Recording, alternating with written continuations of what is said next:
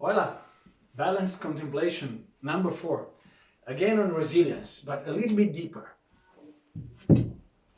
So let me catch my balance, physical balance. And now let's move into resilience, because resilience is also about balancing things in your life. It's like surfing, huh? Woo! So, yesterday I had a meeting, a business meeting for a new platform to enter the international market with my services. And the guy asked me, Milan, for you, what is the difference between acting out of feeling guilty for something or acting out of responsibility for something or about something? And I responded immediately like, acting out of responsibilities has more of a positive charge, and being guilty and acting out of, correcting the mistakes you did also has a negative charge emotionally. And I still agree with it, but then it gave me really some food for thought. So both things, responsibility and guilty, has the middle point. I think they meet in the empathy, because you cannot have feeling of guilt if you don't have empathy, if you don't have awareness that you have broken maybe social or moral norms, so you don't feel guilty. Or if you know that your action caused negative consequences and negative emotions on the other side, it's about empathy. And responsibility is also about empathy and also about social and moral norms. So they both meet, but from different perspective. So that's important in resilience as well. If you ask me, responsibility comes from our mind.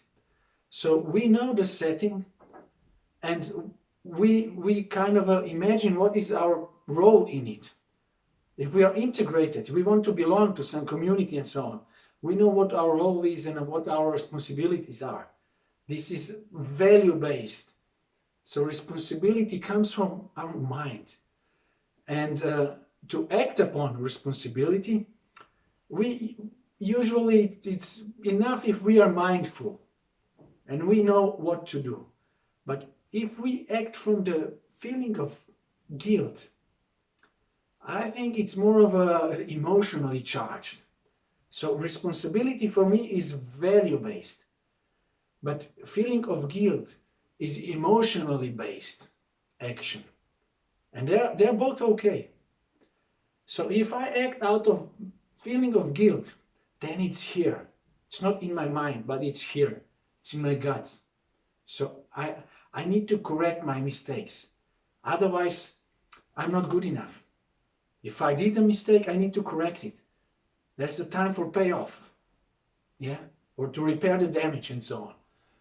But this feeling of guilt that comes out of my gut, and the energy comes from here, I need to do it, otherwise I'm not okay, has two ways of interpretation within me.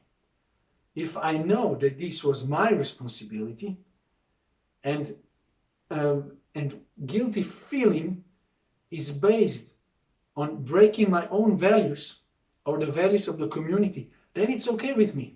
I can admit it. Yes, it's me, and I'm the responsible one to do something to correct the mistake.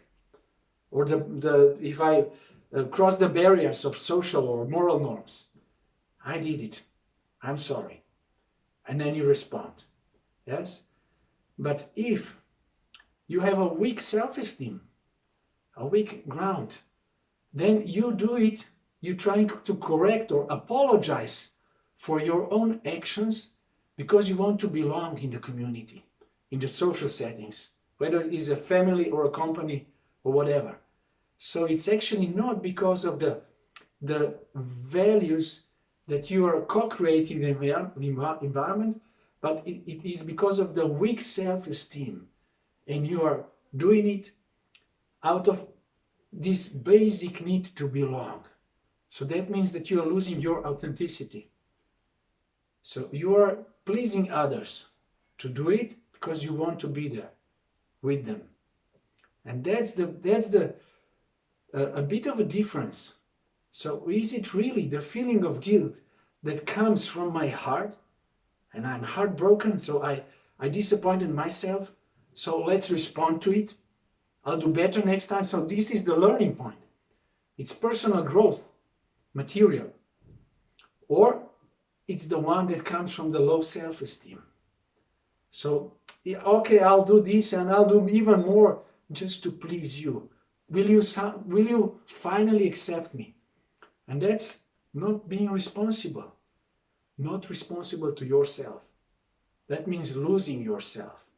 And when you're losing yourself, losing your authenticity, at the end of the day, at the end of the period, you will be tired.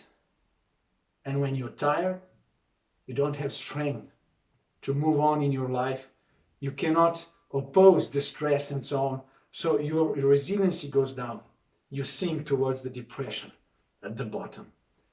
So that's why it's so important to have a good and healthy self-esteem.